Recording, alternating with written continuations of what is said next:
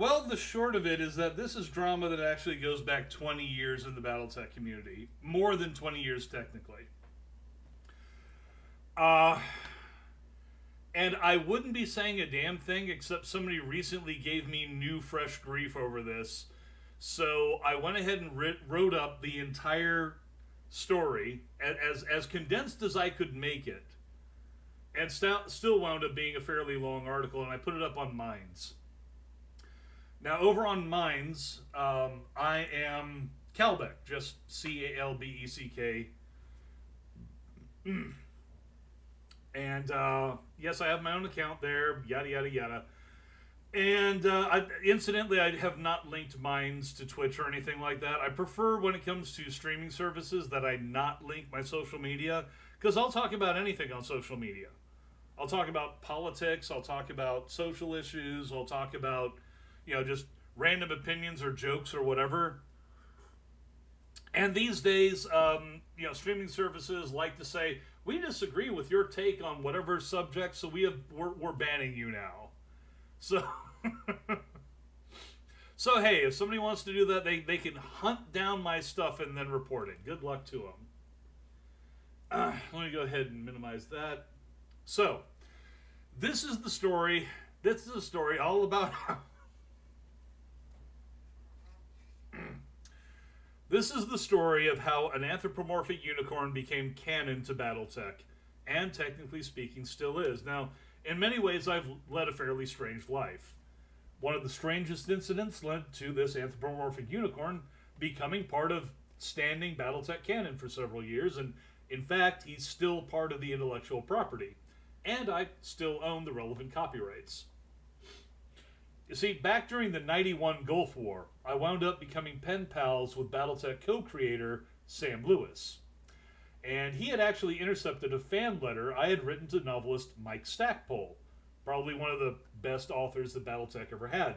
And since Sam had been in the Armored Cavalry during his own service, and I was in the Armored Cavalry when I was in the Gulf, we began talking shop. And he was so approachable. I decided to put some of my fan theories into a novel outline. I sent it off as a proposal to FASA, and I pretty much expected it to be rejected, but I kind of wanted to get it out of my system. This novel's working title was Last Vestiges, and it was set at the end of the clan invasion, would have had the Eridani Light Horse breaking contract with House Davion in order to reorganize the Star League Defense Forces under the auspices of Comstar. Because besides the Eridani Light Horse, there were about another 5 regiments worth of mercenaries out there that all traced their history back to SLDF units and still considered their traditions important. So you would have had this 8 regiment unit for the SLDF working under Comstar after the clan invasion. And if you remember your Battletech history, that was when it went back to being a secular organization. It was no longer religious fanatics. You had Precentor Marshal Anastasius Vogt in charge. So the Eridani Light Horses, hey, they're no longer religious nuts. We can work with these people. We want to counterattack the clans because they claim to be the descendants of the SLDF, and there's no such thing. SLDF is an organization, not a bloodline. And you people don't follow any of our traditions, so screw you. So, if this book had been published, Battletech, the property would have gone in a very different direction. Now, Sam once again intercepted my letter with this proposal, and he chose to evaluate it himself. His response was that he'd love to go with it, but FASA's book publisher, which if I recall correctly at the time was Tor, they hated first-time authors, and if it was Tor, they still do. Therefore, he said I should submit gaming supplements for Battletech, and he specifically asked for an Eridani Light Horse scenario pack. He wanted this to be based on the preceding scenario pack for McCarran's Armored Cavalry. Now, this way, he said, I would no longer be a first-time author, and I would be able to show my ability to complete a project in a timely manner. How far along are we? Okay.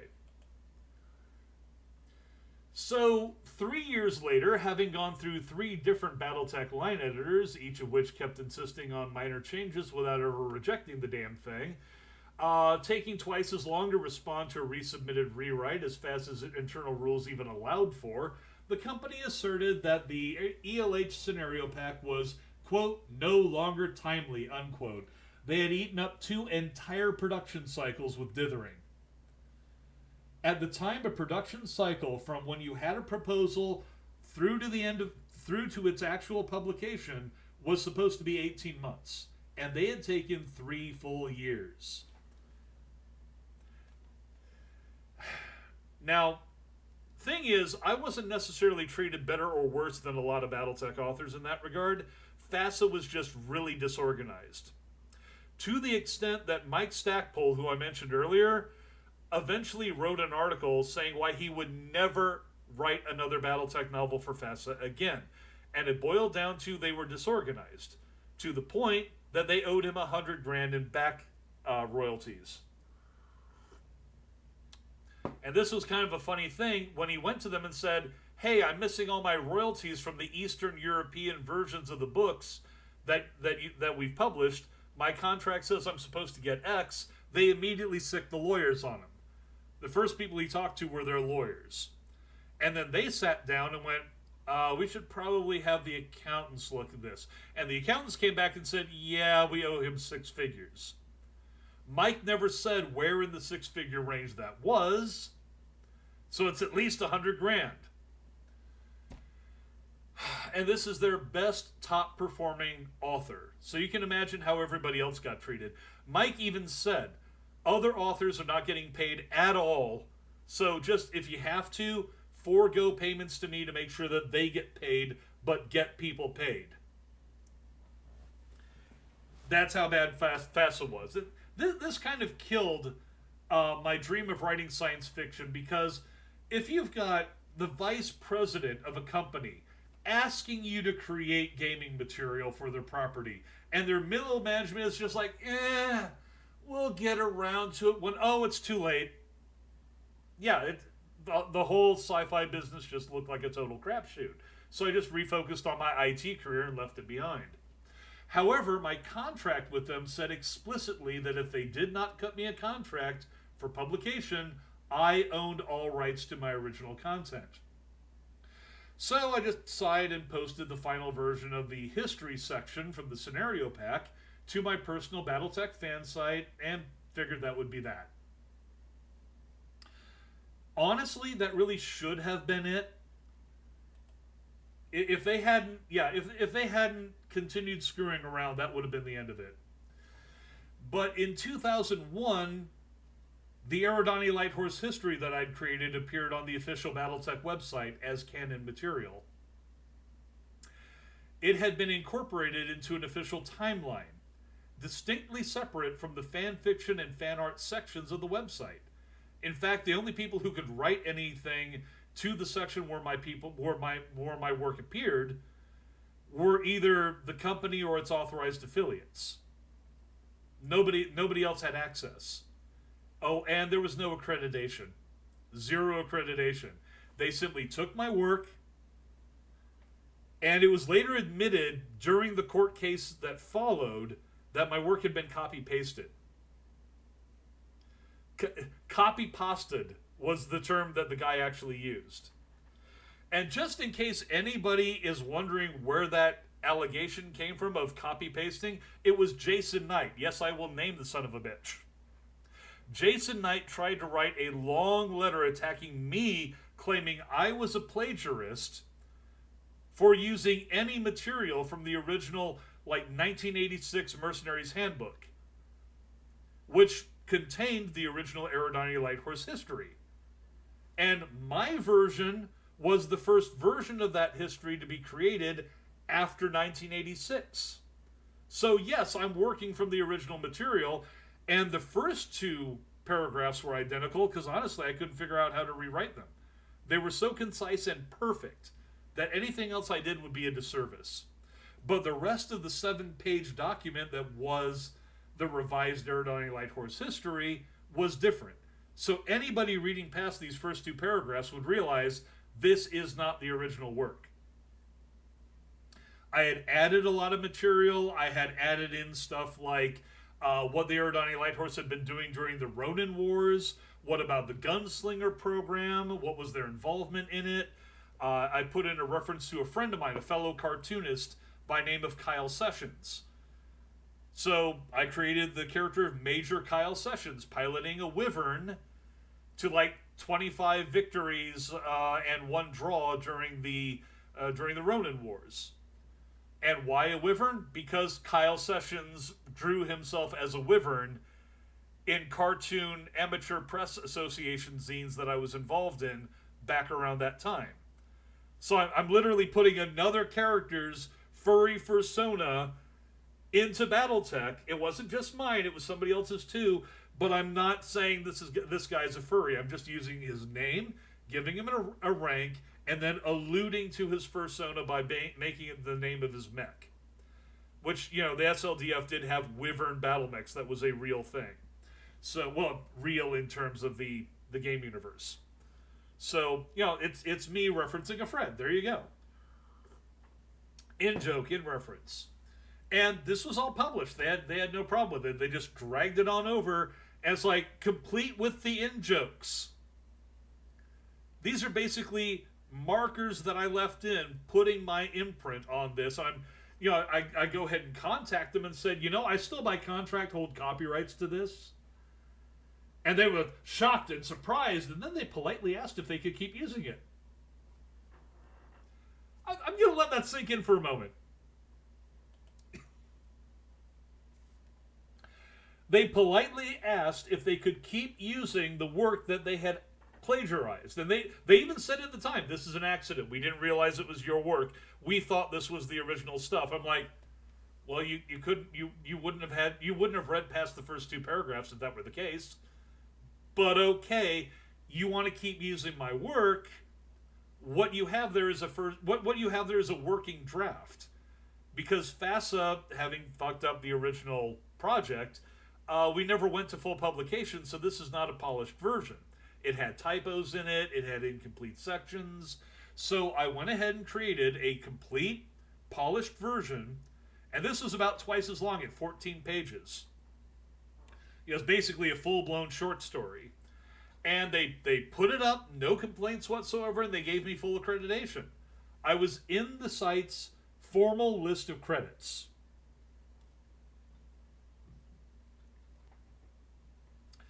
And at this point, everyone's happy, right? I didn't ask for money, I just wanted recognition. I got it. They got a bunch of fresh new content. Topics that, the topics I had in here had never been included in, before for the Eridani Light Horse. Fans loved it. My work had already been circulating via copy-paste to other Battletech fan sites. And apparently that's how the official site found out about it, from the other fan sites. And now they had an even better version, and that likewise made the rounds. So people liked my work. Now, of course, during all of this, FASA had gone bankrupt in like 2000. And the rights to Battletech bobbled around for a bit. They landed in the lap of WizKids, which also at that point owned ClassicBattletech.com, which was the website all this was happening on. And still, nobody had any problems with any of this. Nobody at WizKids said, "Hey, who's this Calbet guy?" And what's this version of the Eridani Light Horse history doing here? And we've never cut a contract with this guy. Why is this published as official material? Oh my God! Nobody did that. I was even in the forums, the public forums on the site, and fans of my work would talk about it, and I talked with them about it, just back and forth. And eventually, people started asking me, "Hey, when are you going to update this?" Because Battletech had continued the timeline forward, new events were going forward, and they kind of wanted me to update the Eridani Light Horse history to include things that they'd been involved in, and hey, maybe other things are going on. So I start discussing this. We start batting it around with other people in the forums, and I'll get to that in a minute. But you see, About 2003 or so, I think, Topps, yes, the bubblegum baseball card company, Topps, bought WizKids. And I don't know why people don't seem to realize that they never gave a shit about Battletech. They never cared about Shadowrun. They've never produced anything creative for any of these properties that they bought when they bought WizKids. And I mean, it's to the point where I can legitimately claim I have produced more for the Battletech property than Topps did. All Topps did was that they licensed these things out to other people and other companies who actually created stuff with it. They themselves never gave a damn. So you might ask, why did they buy WizKids in the first place? Because they wanted the ClickTech technology. You see, WizKids had bought out a company that had a game called Mage Knight. Mage Knight was collectible figurines that had stats baked into the figurines. And you would click a little thing on the side, and it would show the change in stats as you played the game. So basically, you have hard-coded stats that nonetheless change as play progresses. And this really apparently got the attention of Topps because they wanted this for, and I shit you not, Major League Baseball. That's right. They bought out WizKids because Topps owns the merchandising rights for Major League Baseball. And they wanted to create a game using ClickTech technology where, for example, you would get a figurine of Cal Ripken, right? And it would have his stats. Okay, here's how he's pitching in the first inning, and we're on to the third inning. Click, see how his stats have changed. We're on the seventh inning. Click how his stats changed. Fantasy baseball is all about stats. And if you're able to sell like a $10 figurine of a single baseball player, and somebody needs how many players to make up a full baseball team? You're talking buku dinero. Well, apparently this didn't go over too well because they only had one, maybe two. I know they had one. I am not sure if they had a second season of this. And then they just stopped doing it.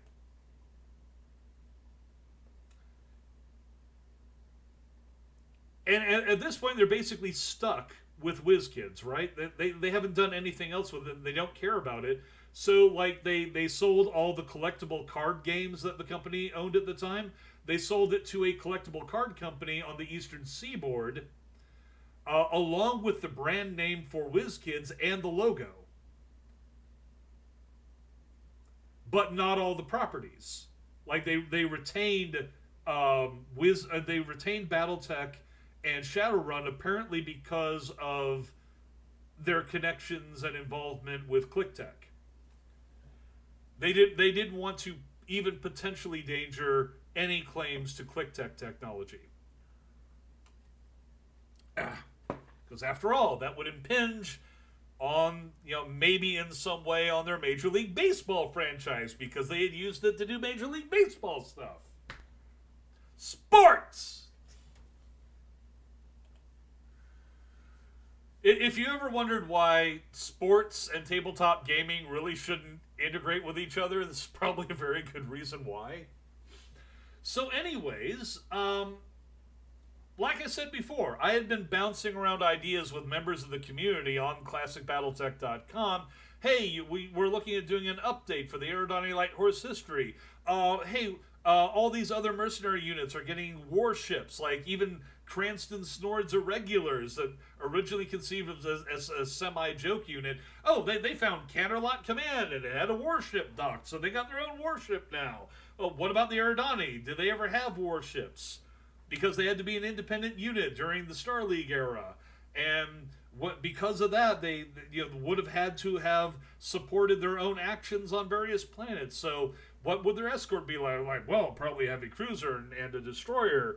Let's make that an Aegis heavy cruiser. And somebody's like, well, why not a Sovietsky Soyuz cruiser? Because it's got heavier firepower. Like, well, because the Aegis is better suited for long-range operations and extended campaigns, and it's more flexible. And so we're into these kinds of discussions. And then all my stuff disappears. That first one was kind of bad. There we go. All my stuff just disappears from the site. It's all gone. My accreditation disappears from the credit section, which was separate. Moderators who had been engaged in these discussions with me erased their previous post and began saying that they had no idea who I was. They had never heard of my work, and they started trashing my reputation, claiming, oh, here's this guy who claims this stuff's been published. Where's it published? Where's it published, Calbeck? We don't see it anywhere. What are you, up-jumped fan author? Putting on airs. And when I defended myself, I was banned. Just banned right off of ClassicBattletech.com. Oh, hey there, Hal Vega. I know that's Hal Vega jumping in. I don't even have to look. Oh, you lost internet connection for 2 minutes while listening intently. Which part did you miss, and do you want me to repeat it?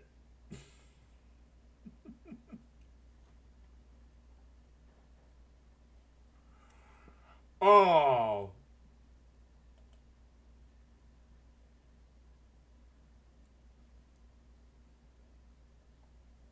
Okay, I was probably talking about what Topps was doing with by buying out WizKids in the first place. The short version of it is that the only thing they gave a damn about was the click technology. Oh, I will be. I will be. Okay. As a matter of fact, all of these, I do in fact cross-post to YouTube. I have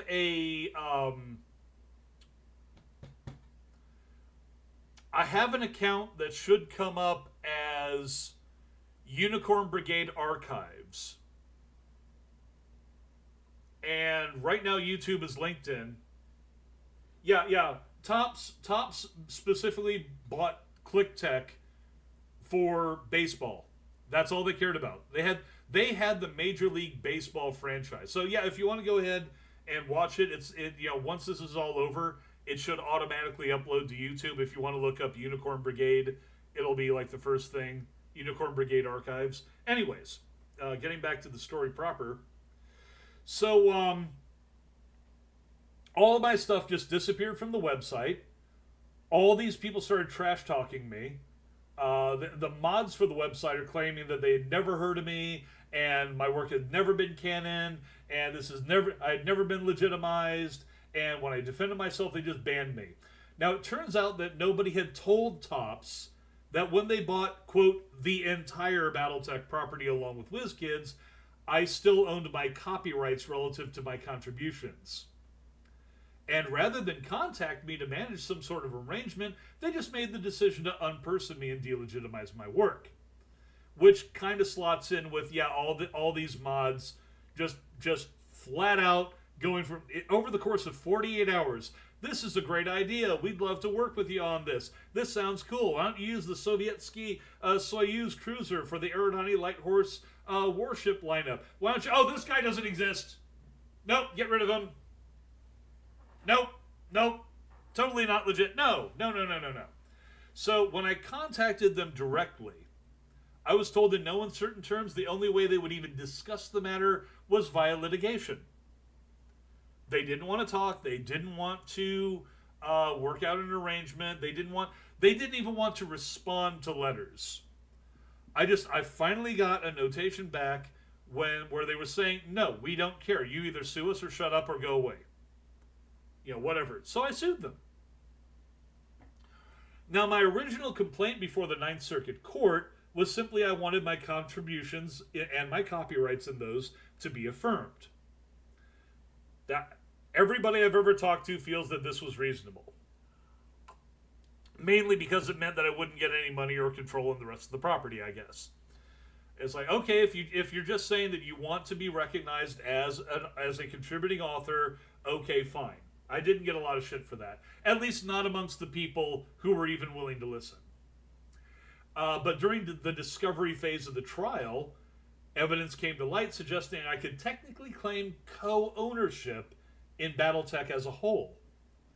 Because here's the thing, if you're a co-author in a property and you still own your rights to your contributions, and there is no agreement for how to split up the rights are equally co-owned by default.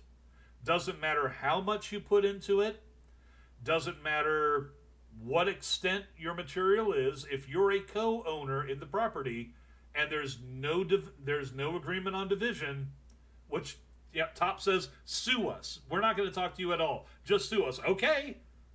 By default, we have no division arrangement. You don't want to discuss splitting, so screw you guys. I'm going for the brass ring. In the end, this was probably a mistake because it wound up tainting the lawsuit. The lawsuit did ultimately decide I am, in fact, a contributing author to Battletech. And, in fact, to even have the test for co-authorship, you have to show that you are a contributing author. If you're not a contributing author, they don't even apply the test. There's no point to it. Because the test has 3 prongs. One, for example, is, does the property as a whole turn on the contribution? Another one is there substantial audience approval for this contribution? So it's like, well, if it's not part of the property, then there is no audience for it. Therefore, you would never get to this point. So even by applying the test, the courts were saying, yes, he's a contributing author. So basically, if I had not put in the claim for co-ownership, if I had not gone for the brass ring, they would, it would have just been open and shut. They would have just said, yes, you're a contributing author. Boom, there you go. You got your accreditation. Tops, you shut up. Stop smearing him. Maybe write an apology letter and go away. That would have been it. In point of fact, Tops actually tried to have the amendment motion for co-ownership dismissed. They tried to have the whole thing dismissed on that point, and the judge said, no, there's too much evidence here that he has a claim. You're going to have to argue on the merits. So in the end, I won recognition of my copyrights and contributions, but they were found not to rise to the level of co-ownership in Battletech as a whole. So despite winning on the original claim, I lost the case itself. And usually when people bash me, they say, you lost the case. Yeah, because of I don't care. You lost the case, so you're not a Battletech author. The case says that I am. No, you're not, because you lost the case. On co-ownership, don't care. That's usually how the argument goes. Now, the thing is, because Top's loyalists were still bashing me along these lines and saying, he lost the case. This guy was never a Battletech author. And I would correct them and say, no, here's what the Ninth Circuit Court of Appeals actually said. And they would argue with me, no. Tops didn't like my defending myself, so they called me up, and their lawyer said, cease and desist. You must cease and desist asserting your rights to Battletech. You do not have rights. We believe that you have no claim whatsoever. You lost the case. And I directed their chief of counsel to reread what the appeals court had said. And he went silent, and after a while, came back and said they were dropping the cease and desist, and then hung up.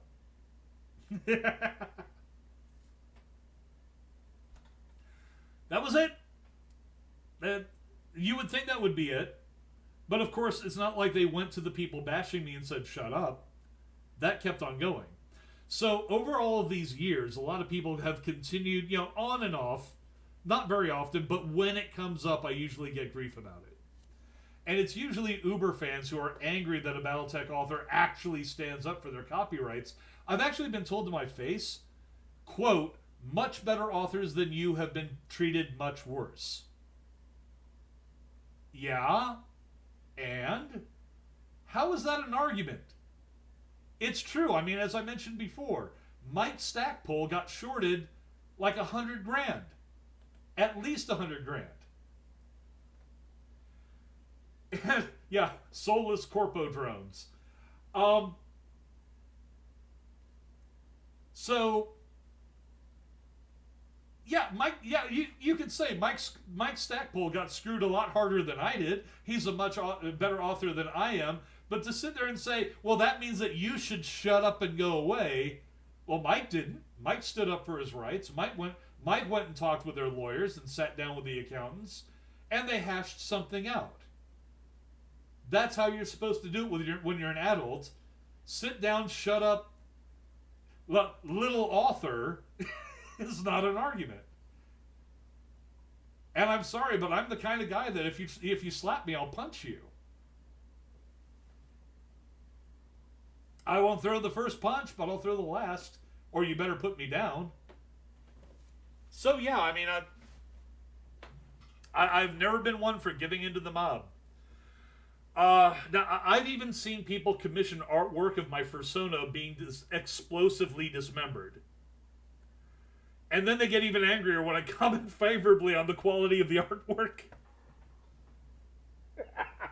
Somebody actually had it done in classic Battletech style. Like, you can see the Roy's Pegasus class hover tank off to the side, and then he's just being, like, totally obliterated by an explosive shell with body parts flying in different directions. Like, damn, that's actually some pretty good mastery of anatomy. You've got that down pretty well there. And they made sure to leave enough of the head intact. So it's like, hey, you can also draw a unicorn head pretty well. That's some good work there. And you're using the Battletech style, and the line work on this is really good. And oh my god, it just pissed them the hell off. Now, so essentially I'm persona non grata in a fandom about a game where I'm a published author. Because apparently authors are meant to be disposable when it comes to challenging a corporation that owns but never even created anything for Battletech. Which is why, and here's the thing, I did not initially say Battletech has a unicorn in it. When I originally wrote this material, I basically presented it as a very ambiguous in-joke.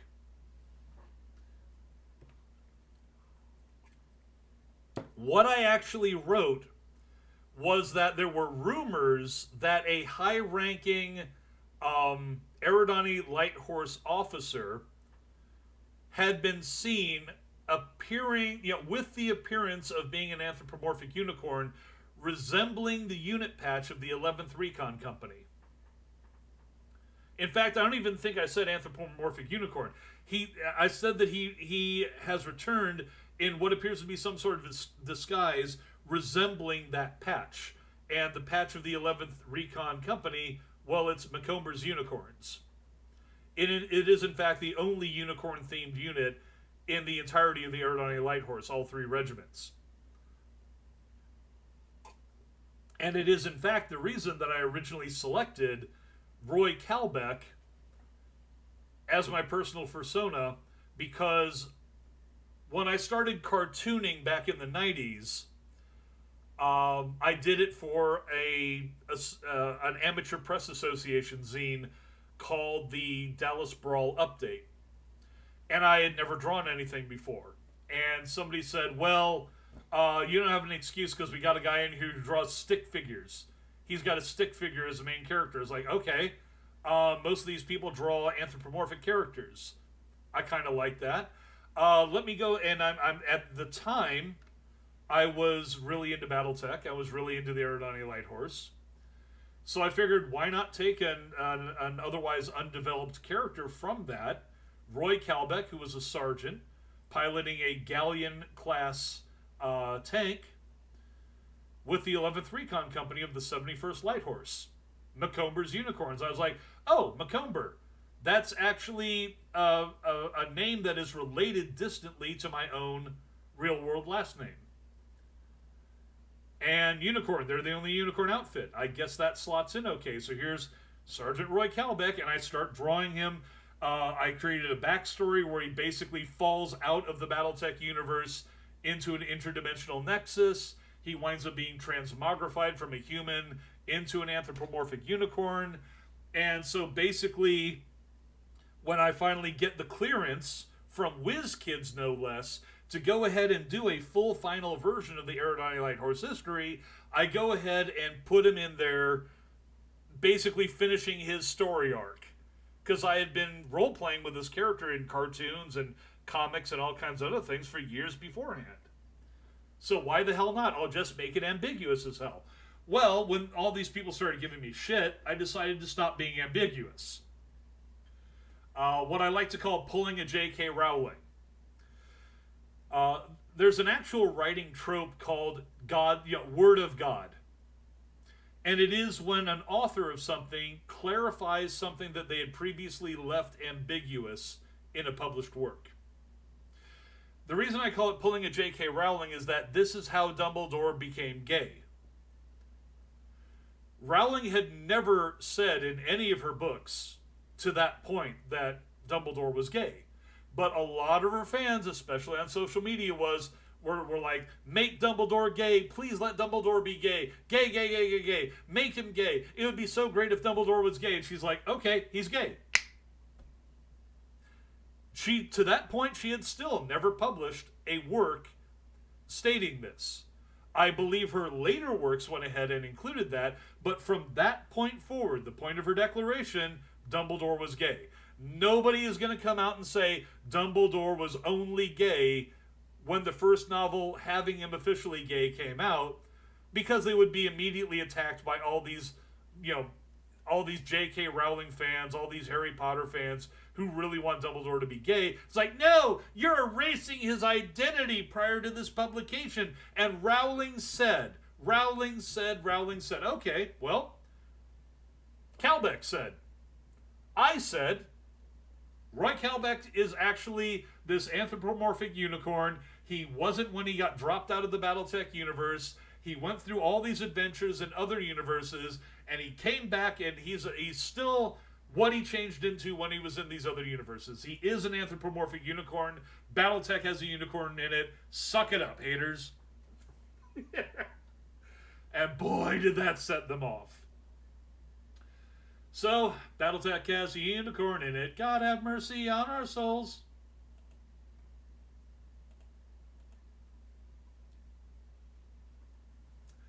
Yeah, Eldritch, if you die, die looking good, right?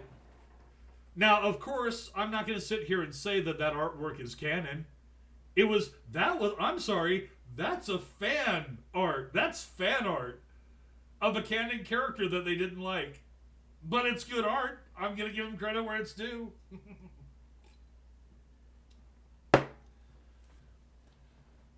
So, yeah, I mean, bottom line, I went to court, I fought these people, I won recognition of my copyrights and contributions, including Roy Calbeck.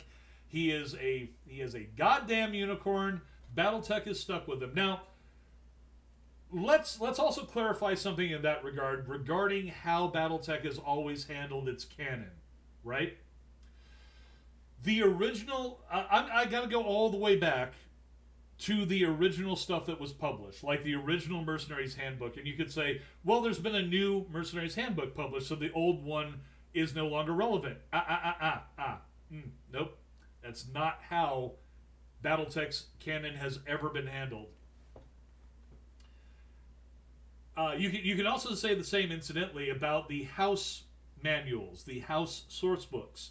The original house source books, published all the way back in the 80s, well, they've done new house source books, so all that other stuff is, no, it's still canon.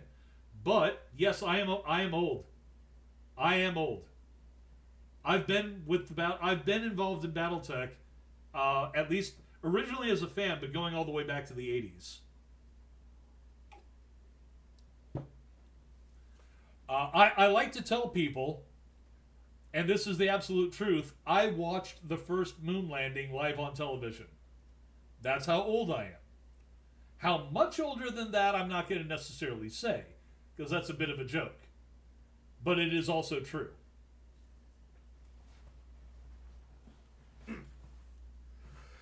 So, when it comes down to it, though, regarding Battletech canon, How it goes is that you have an initial publication of something.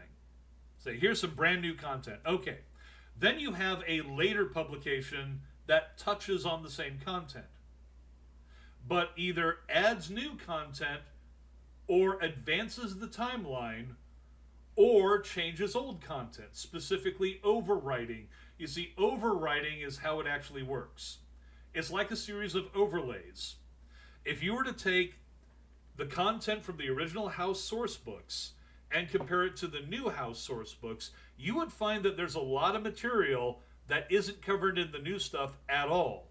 And that's because it would just be reprinting stuff from the old one. So the stuff that is still canon from the old stuff remains canon. Only things that change when there's a specific statement like, okay, instead of a watermelon exploding during an experiment by the NAIS involving Bonsai's Buckaroos, if I recall correctly.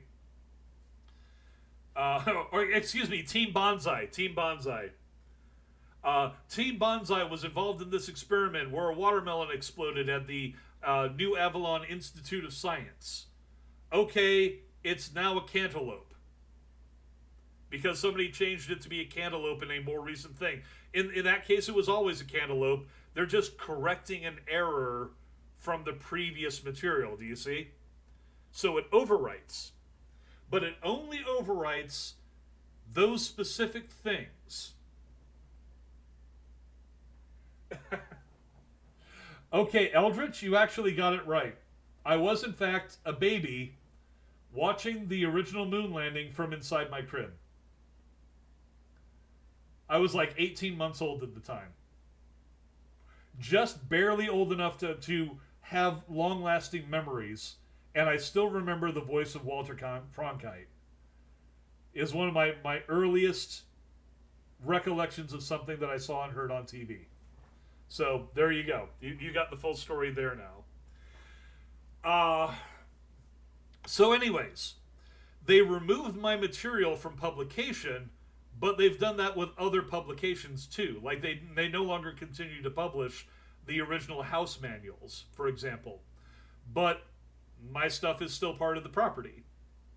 So unless something specifically overwrites the character of, say, Roy Calbeck, or specifically says, here's what was going on with the Gunslinger program, and here was the top guy. Here was the top guy from the Gunslinger program during the Ronin Wars, and it was somebody other than Major Kyle Sessions, and he was piloting something other than a Wyvern Battlemech.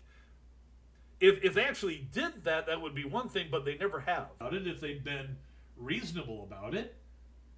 But because they decided to pick a fight, I decided to kick their teeth in.